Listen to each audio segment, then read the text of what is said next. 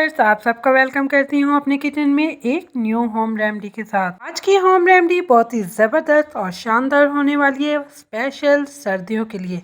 जैसा कि आप जानते हैं कि सर्दियों में स्किन बहुत ज़्यादा फटना शुरू हो जाती है, चेहरे पर बहुत दाग धब्बे और हमारी स्किन बेरौनक हो जाती है। छोटे हों या बड़े हों, उन सब के चेक्स यानी कि गाल जो होते हैं वो फटना शुरू हो जाते हैं, उनमें से खून भी निकलना शुरू हो जाते हैं।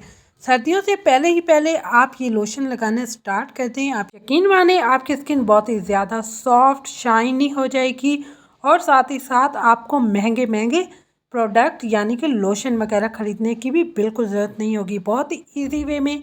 चलिए तो शुरू करते हैं आज की होम रेमेडी।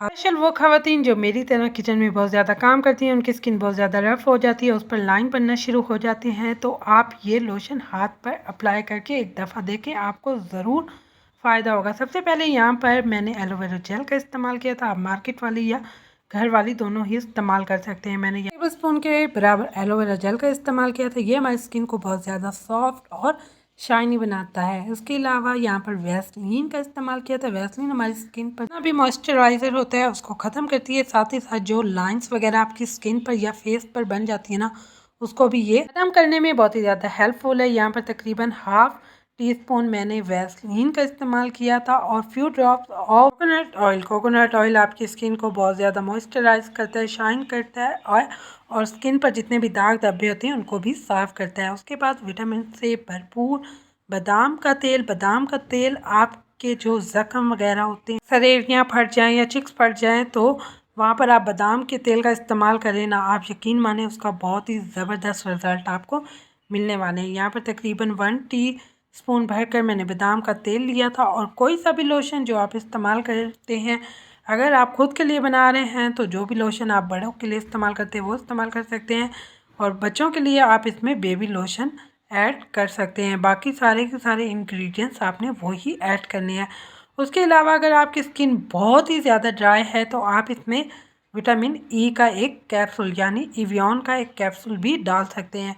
यहाँ पर मैंने भी एक अदद इवियन का कैप्सूल डाला था क्योंकि मेरी स्किन बहुत ज़्यादा ड्राई है और मैं इसी तरह से पूरा लोशन बनाकर रख लेती हूँ। ये थोड़ा सा मैंने आपके साथ शेयर किया था कि आप इसको घर पर किस तरह बनाकर स्टोर कर सकते हैं। आप यकीन माने लोशन में आप ये 2 से 3 चीज़ें ऐड करें ना, इससे आपको बहुत ही कमाल के रिज़ल्ट मिलेंगे। आप दिन में इसको 2 से 3 मरतबा भी इस्तेमाल कर सकते हैं। ये आपकी स्किन को बहुत ज़्यादा सॉफ्ट, शाइनी और चमकदार बनाएगा।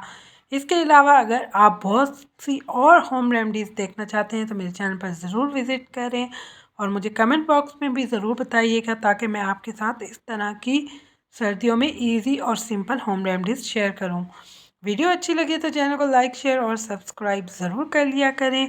और साथ ही साथ यहाँ पर हमारा विंटर लोशन भी रेडी हो चुका है। अब मैं आपको अप्लाई भी करके दिखाती हूँ।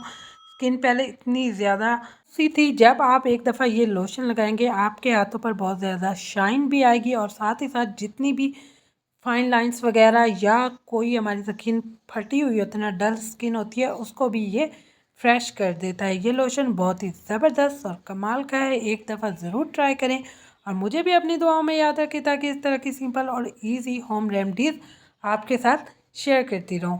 और चैनल को लाइक, शेयर और सब्सक्राइब करना ना भूलें और इसको एक दफ़ा ज़रूर ट्राई करें और मुझे कमेंट में इसका रिज़ल्ट भी बताएं।